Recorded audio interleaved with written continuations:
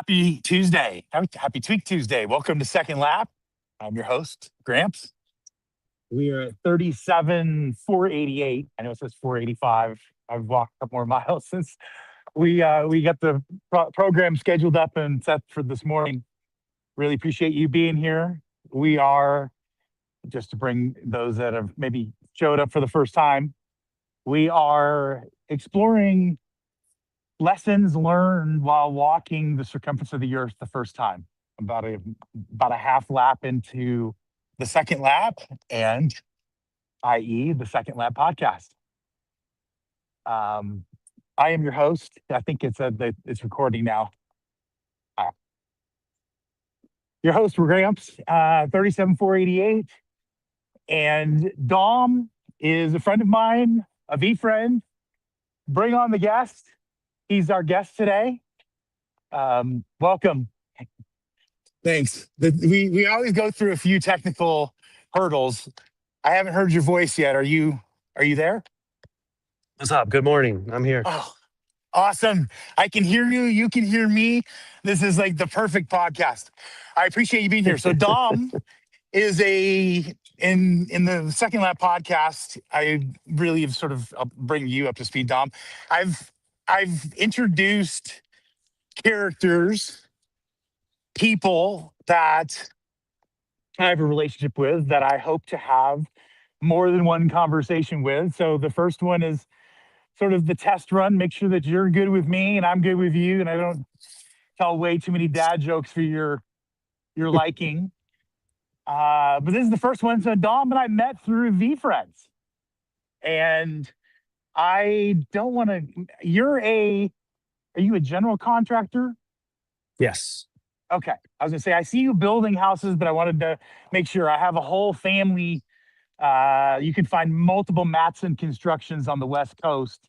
My whole family is in, I was gonna say the whole gamut, but people have kind of specialized into water fixing. I guess there's a whole industry of water doing damage in the Southwest, and so gone that direction. And others have been general contractors. And my dad decided to go sell software and just screwed the whole thing up. So there's there's the lineage of his 4 children, and we're all salespeople. So gotcha. That's funny. So, yeah. But anyway, so Dom is the general contractor, so I watch him building things. And I was, as I was kind of prepping for this, and I don't do a lot of prepping because I'm a big, candid conversation, ad lib, let's see where this thing goes. But I was trying to figure out, I've seen you in VFriends. Do you do other Web3, or what's your Web3 story? How did you get introduced to Web3? So yeah, not really. I was introduced to the VFriends and Web3 via a podcast that I used to listen to and still kind of listen to, the Daily Stoic by Ryan Holiday. Okay. So coming off of sickness right now. So 4 or 5 years ago, I got introduced to a Ryan Holiday book. I then followed that into his podcast, and he would do these deep dives with people who mostly were releasing a book. Yep. And so he did an interview with Gary Vee when he introduced his 12 and a half book. Okay. And so that's where I found Gary. He did the whole spiel, like follow me into Discord. And that's where I kind of found the VFriends and found like the Web3 life, the Twitter life, and everything that has come since. Okay. I was gonna say, because you do the VDads daily morning show. And yes, it seems like when I got introduced to that, it was 2 complete different characters.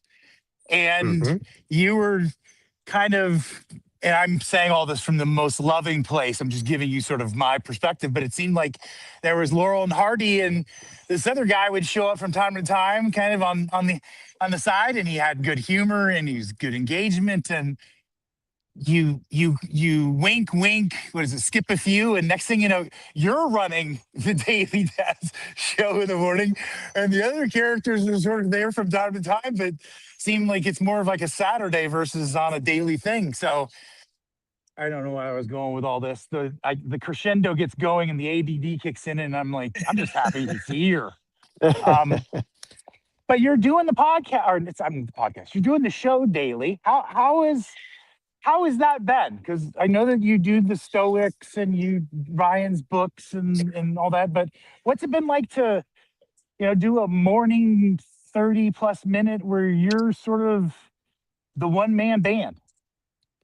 Yeah. So going, further with Ryan Holiday. So I've read all his books, and when he introduced his Daily Dad book, I had already been well into my journey of his Daily Stoic book. So the format of those books is just how it sounds. It's one page a day, a pretty simple read on Right, a thought, and then you meditate and ruminate on it. And it's about kind of taking these thoughts and putting them into practice, talking to them, talking about them with yourself and others, and just trying to slowly have this stuff seep in. And so as the Daily Dad book came out, those characters, those friends of ours, right, I had reached out to them and recommended the book, and they started the Daily Dad show. And I was just mainly like a supporting character, like you said, in the chat. And at one point I tempered my nerves and I jumped up on screen like you see now. And it was very nerve-wracking for me. I think I was in the chat for 6 or 8 months before I ever, dared jump up on the stage. I was very nervous, and I had told both Ryan and Blaze how nervous I was, right, and they were very nice about it, and they brought me up, and they kind of held my hand through the whole system. And then, like you said, before you knew it, I kind of took it over. I've run it now for maybe over a year. I don't know. I don't keep track of things very well. But I feel like it's been quite some time, and it's become a morning ritual for me, a morning routine, if you will. It's my version of, walking every day like what you have. right, It's therapy to me. It kind of grounds my morning and my day. If I don't do it, I feel a little out of sorts. right. Yeah, it's been great. And do you feel, before I ask more questions, make sure that I'm reading it right, do you feel it was that, what is it, 85% of humans are scared or frightened of public speaking? Is that sort of the general, hey, this is what was going on? Or did you have anything specific that's like, hey, I did a play in the fourth grade and I got booed off Mm, stage and I never wanted to be up, you know what I mean? Or is it just sort of more of yeah. that first? Combination. I mean, when I Okay. was growing up and going through all the ages of grade school, and every time you'd have to stand in front of class and give a speech or talk, do a presentation, I would clam up and I would tear up and I would cry. And up until college, I think I never was able to give an actual like in front of class speech without having some sort of emotional reaction. And I don't Right. know what that's from specifically in my childhood. Um, but it was just always something that was difficult for me to public speak. And so getting up there was nerve wracking. But as I've been trying to grow and become, a business owner, and be in front of people, and a father, and parent my children and teach them these lessons of, not being afraid of situations like that. And even Right. watching my children do things that I could never do. Like my firstborn, she's been in plays. She's been on, in at city events in front of large auditoriums of people, and, gone up there and sung and acted and read lines. Right. So I've even learned from my own children, like how not to be nervous and shy and quiet and in the shadows. It's great. I think it's the beautiful thing of kids and grandkids and all is if you're open, you can learn lessons anywhere. Like just be Yep. open to that being a possibility. Well, I think I've asked you enough questions on your road to getting to where you are. If anybody hasn't bookmarked it or checked it out, the VDad show, I watch via Twitch just because there's the couch and there's a group and there's people that are interacting. Every time I try and do an interaction with anybody that's live on X, it just doesn't seem like I ever get Yeah. good feedback. So anyways, so use Twitch and follow and enjoy the morning show. Okay, so you got into VeeFriends. Are you Mhm. doing the cards where you try and beat the other guy and like the TCG or whatever they call it? Are you into that stuff? The games, no, not really. It's No, never, not it's really. never card games have never been my thing. Okay, that's fair. I've collected some and I've got a few, and it's mostly just, as you said, I've been a lifelong Gary fan, and I don't think I've caught up to what he's given me back yet in what I've given to him. So I was just curious if you're doing the cards, because I know there's an event here in Texas this month, and Yeah. I'm trying to get there, and it's also like our daughter's birthday, and they're coming into town and a bunch of other stuff. So just I didn't know if I was going to see there. As we talk through this, and you talked about business owner, do you feel that your sort of, because you call it public speaking, has helped you with conversations with customers and people that you've had to possibly have had more of a hard conversation? Has this helped you to be more prepared?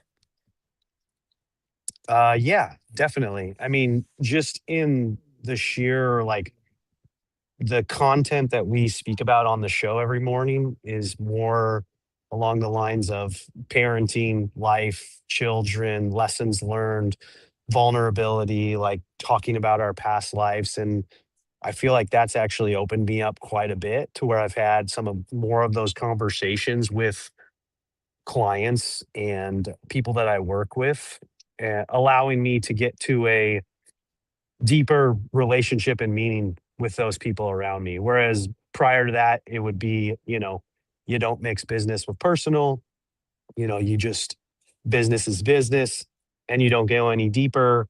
And, when it comes time to part ways, it's easier. When it comes time to yell at someone because they made a mistake, it's easier. So I feel like it's given me a lot, like a much better way to be a boss or a business owner or a client manager. I get it. No, I was gonna say it's eye opening, and it's Yes.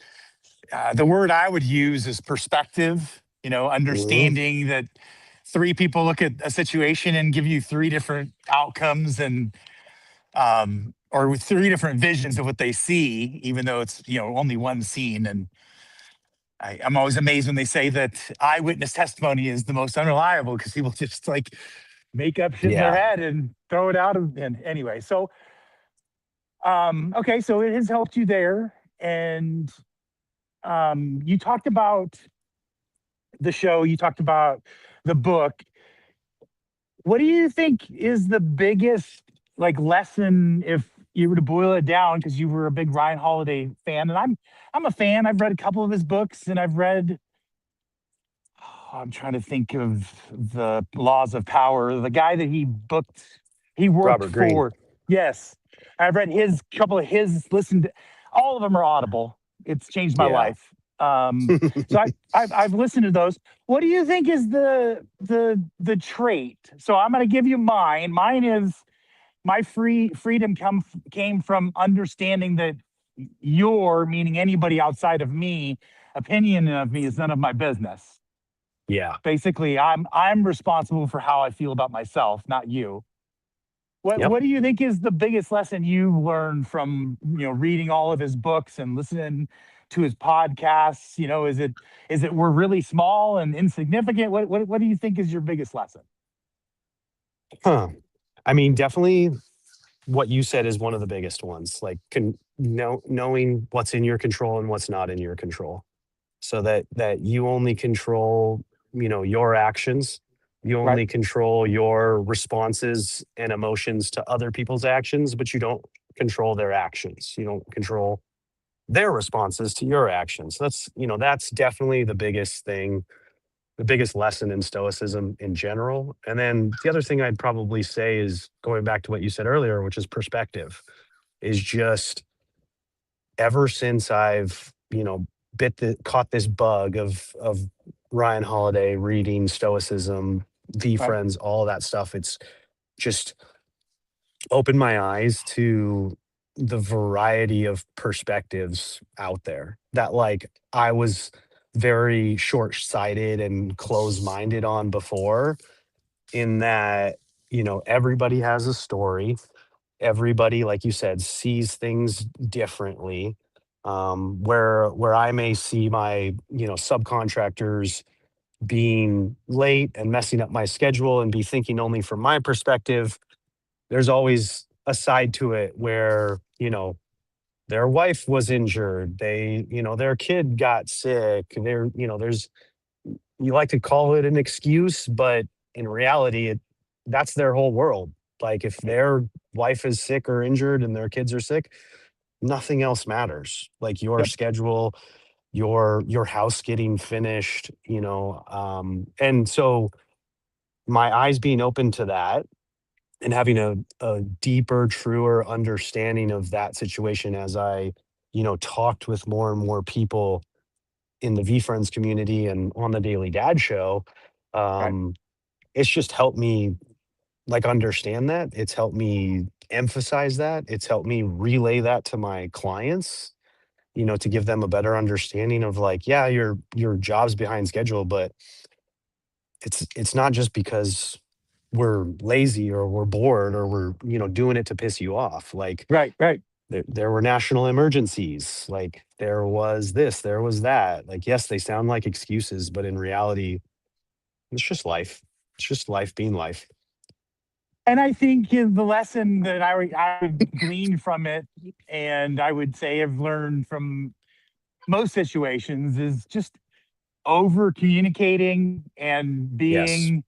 being as transparent as a window with no coverings as you can, because everybody understands that everybody has a story once they're mature enough. Like I would say, or maybe it's Naval says, everybody has two lives until you realize you only have one.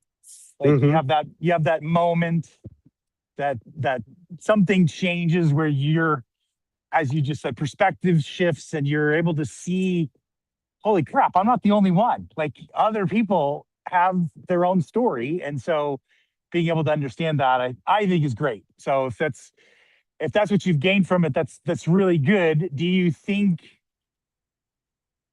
I mean, I know you're giving back with the show and being there and that. Do you think your kids are seeing a change in sort of what you've done? I know the working out and counting up, and we want to talk about that next, but are they seeing other things from you as well? Um, I hope so.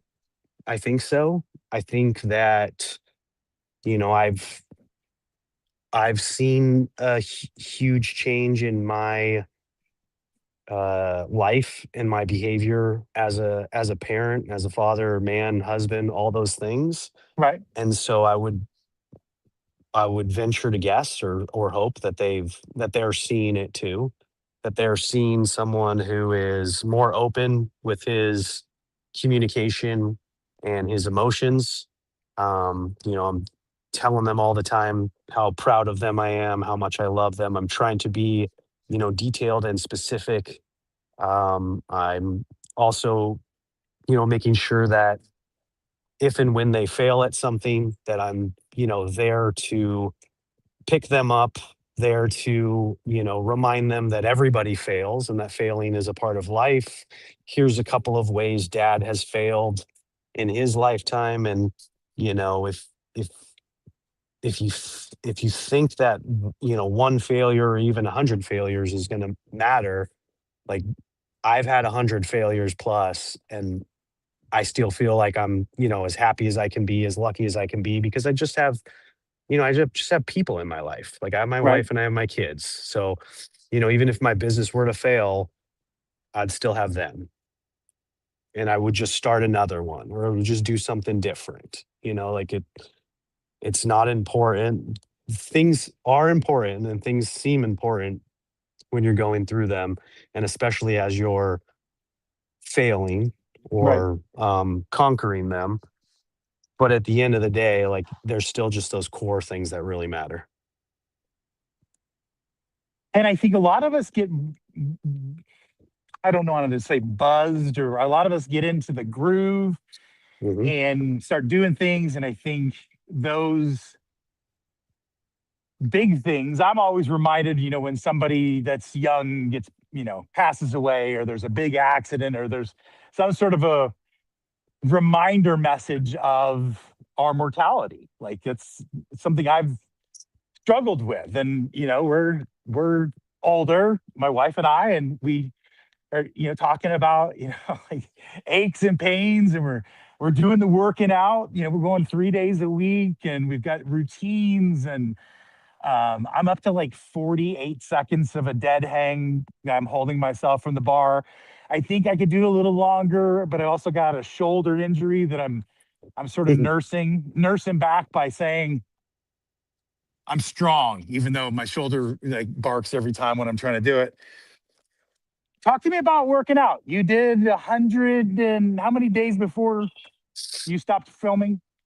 I think I got to 109, and then 109. last week, Monday, Tuesday, I just got hit real hard with the flu, and I think Tuesday I was just in bed the entire day, and I just couldn't bring myself to do it. I knew there I knew it wasn't important to me to, just phone it in and Right, do something to say that I did something, and when I just wasn't feeling it. So right. I've streaked things before and broken streaks, and it's not like I don't take it detrimentally that I, ended it. And I just wanted to, put myself in a better place rest wise, and just allow myself to be as sick as I was and not have to worry about filming and working out and suffering through it or whatever it was. It just didn't matter to me. But yeah, 109 days, just doing some sort of physical activity, workout, stretch, exercise, long walk, like something where I was intentionally moving my body for a reason. Right. Not trying to get bulk or any like specific weight loss goal or anything like that, just more along the lines of something every day, some sort of routine, and then pushing myself to actually film it and post and put it out there. Um, was the second layer, and that layer was more towards accountability of just like keeping myself doing it every day. Were you were you taking, I mean, I don't know how in depth, I'd love to understand. Were you taking and filming everything with your iPhone, and then Mhm. transferring that to like a MacBook or something, and then doing a bunch of stuff? Or were you doing it all on the phone? How are you manipulating it? All on the phone, and that was like the thankful thing with like programs like CapCut, is that they have, template features, and I finally found a way to do it where it looks kind of cool, like I actually put some work into it, but it was actually very easy. Like I could do it in the 3 minutes before bedtime and then hit the post button, and it wouldn't take a lot of time. Like Right. that's been the stop for me in the past of doing content, is the amount of time it takes for the ROI it produces posting it, because I'm not one who's gonna, share it or monetize it or turn it into something. Right. So if it takes me a long time in the production, like the back end, it just doesn't seem, like even with the daily morning show, like I just go on there like we are right now. I go live, I talk, and it's for 30 to 60 minutes. And then after that, I don't do anything. Like if the back end work, I don't know.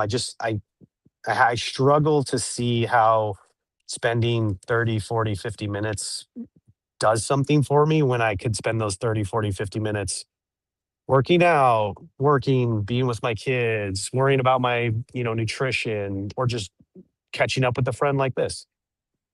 Our time is our most valuable commodity. It Yeah. takes some sort of something has to happen before we realize that, and then I think you treat it like the gold it is. I'm really once thanks again for doing this with me. Yeah. Um, okay, so I feel the same. I guess I'm going to show that I actually did hear everything you said. I feel the same. I'm cheating a little bit. Ronnie, who you haven't got to meet and might get to meet after the end, he does the production. He does all of the socials for Second Lap. So he's managing and doing all that. And Hmm. I do this. I find somebody that I want to have conversations with, I schedule, and then he runs and does all the back. I think I've seen as much, and I don't know if he would different, he might actually put a little note at the bottom, but I see as much engagement from us being live on X and our friends and people that are interested in what we're talking about, spending the time to watch it, as the extra work that goes into making the post or the final cut with graphics that then goes to YouTube and Spotify and Apple, podcasts and all the things that do. And he does all that. But I think that you're right. I think just with the amount of time that we have, the amount of time that I think we want to put into an effort like this, and I'm making this the same and it could be slightly different. But I think that, yes, just putting out the rough, and Ronnie's done it. We've put out videos where the first 5 minutes is us with technical difficulty and trying to get the live running. And I'll have buddies that'll send me a text, "Hey, what should I fast forward to before the meat comes in?" I'm like, 5 minutes and 29 seconds, and Yeah. we don't know what it is. We're bringing you in as a guest as opposed to taking you off at stage and then bring you back on stage. So some of that stuff that when you're running the things and you're doing it in the morning. So I'm some half preaching to the choir and I'm half, kind of feeling, are you feeling the same way? But it's with all the lives plugged in and all the stuff. Sometimes it just magically doesn't work. And um and I don't think that's so bad. And we're not editing those things out. That was where I was trying to get to is you're right. Yeah. I don't think that a lot of that stuff makes a lot of sense. So I do a quick 60-second video I'm doing for Ronnie. It's called Video a Day for Ronnie. And it's just to bring the consistency and being Hmm. kind of like yours, where it's more of accountability. I'm at day 88 today, so almost in 90 days. Uh, Sometimes it's real quick and it's like, hey, I just want to show I'm here. Because of the amount of times I do this and all the things that go on, I go verify that I haven't worn the same shirt, you know, Yes.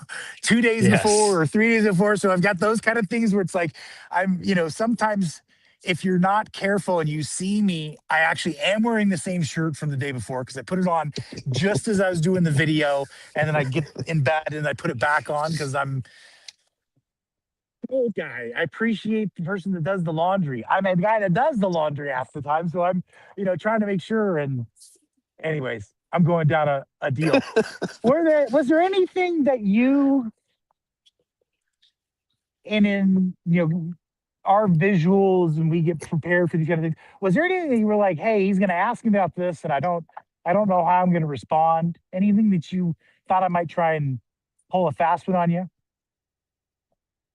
Um, I mean, It's okay to say I no. I didn't I So didn't know if you were gonna start asking me about my walking, my walking lately or my records or where I'm at or the last time I actually did a mile or anything. I mean, it's been forever. The whole time I was doing the workout, I, was wearing my watch, but it was mostly to track the workout and mostly my sleeping habits. I switched it over to, just making sure it was charged at night to track my sleeping because I was curious if anything would change. right. Um, but as far as like steps, I've been off that path for a while. Walking for me when we were doing the challenge, um, it was great. It had it added a lot of value, but the goal of hitting a certain number of steps a day also added a lot of pressure that put me in some tricky situations where I would have to space out meetings or job walks more than I wanted to, or I'd have to work later um, because I would, add a 1 hour walk in the middle of the day, or, it'd be, too much pressure on the weekends because on the weekends I tend to just like sit at home and hang out and just do stuff and like to go on a walk. Like the wife and kids never wanted to go on a walk. My Right. wife is more of a treadmill person. Um, Funny enough, she's in a lot of like Facebook walking challenges over the last year. She's in like four at once, Right. and she's been upping her game as the years progressed. And she like puts everybody to sleep at night, and then she goes to the gym and puts in like 5K, Okay. um, which is wild. 5,000 steps, I meant, not 5K. I don't know if there's a difference, but there is. It's not that far actually. The distance is not as far as you would think. I was gonna say 10,000 for me is like, what is that, 5 miles, 4.5 Yeah. anyways. Yeah, that's it. It would make it easier for you if that's something that she starts doing. I know that we've talked about it when we did our podcast, but my bride and I, we've talked about, she's, hey, were we walking buddies? Like she didn't even know if I wanted to be your boyfriend kind of thing when we started. And we've continued on, and she's cycled up, and she competes with me. Like if she sees me get busy and I'm traveling and I can't for something, whatever, she'll point out, hey, go look at your thing. I beat you this week, so she's Yeah. ultra competitive. And so that, helps it. I think doing the 3.5 years where I had to do 84 miles in a 7-day period Yeah. made it such that, I'm told you need to go for a walk. You're acting the equivalent of the Snickers guy. And Hmm. so I hear that, and I think you're right. I think I don't know if I'm feeling like I have to defend it, so I'm not defending it at all. I would say that you're absolutely on point with it requires coordination, it requires logistics, it requires, I mean, it's like I want to say it's like its own mini business where in order to fulfill these sort of things, I had to book calls certain times and I would block certain things out and I would use Outlook's I can't remember what it's called, but there's a deal where it will block out 2 hours a day randomly based on what you already have so that Okay. you can do things. I think I'm gonna give myself an accountability thing. I I've been trying to come up with an application that's called Timeouts. I actually own the application name, but force you into a way that as a human, if you are somebody that gets locked into a screen or gets stuck doing the repetitive business that you do, whatever it happens to be, if it's hitting a nail, but you are forced to stand up and move around and do something to Yeah. give yourself a timeout from that redundancy that or sitting over a keyboard or the, what do they call it, carpal tunnel, just something that gives you a break from that. And yes, I'm trying to make sure that I come back to the original point.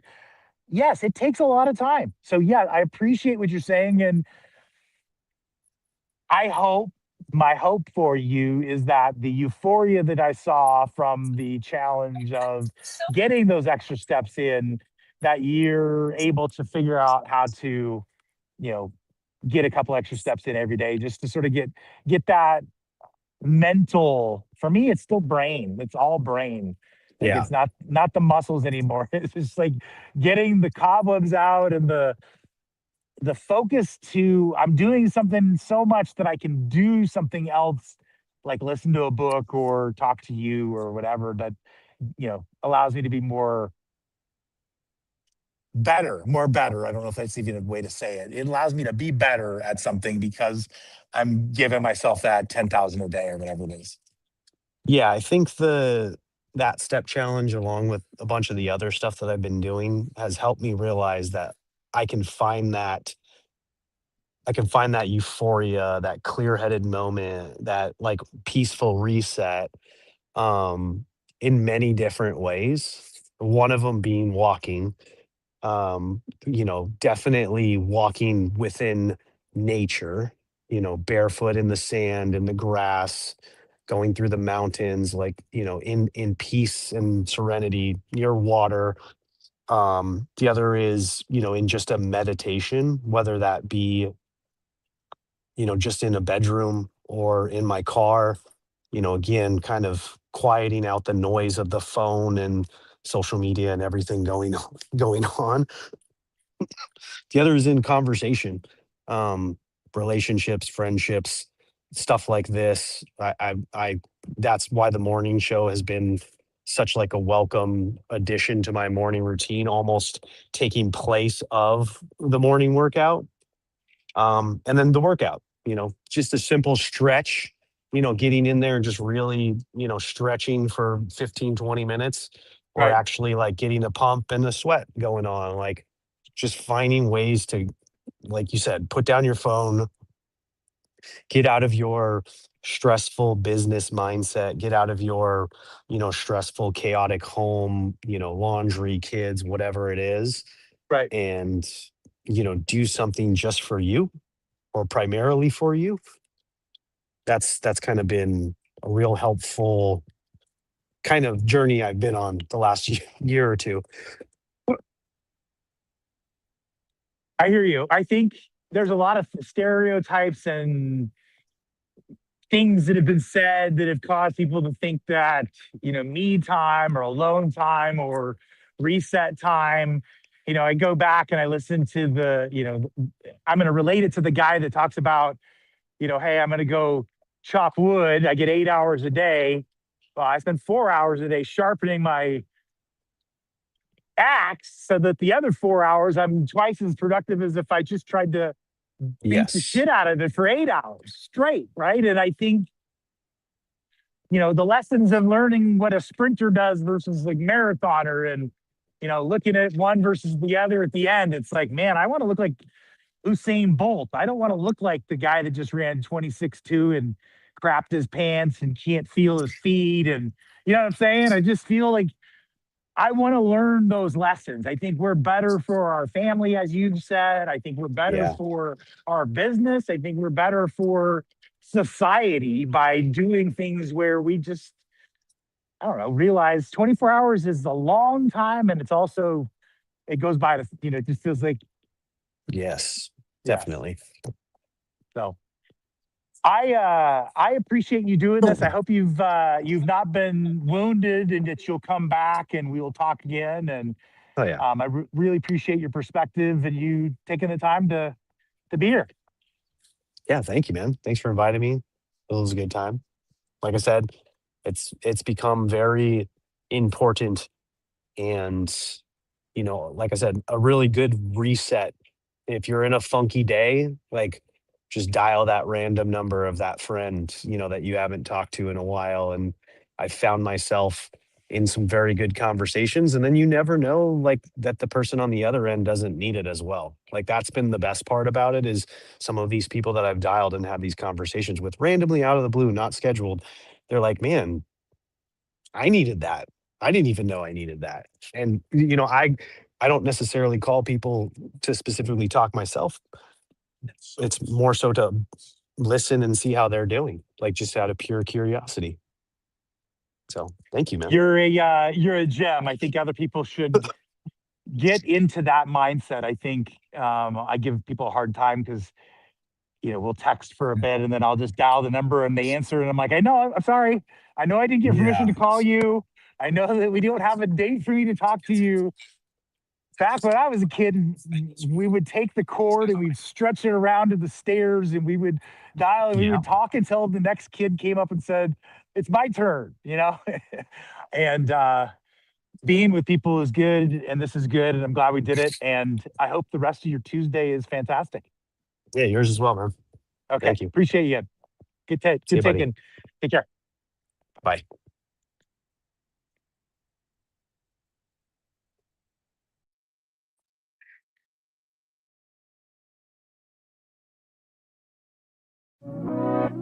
Ooh.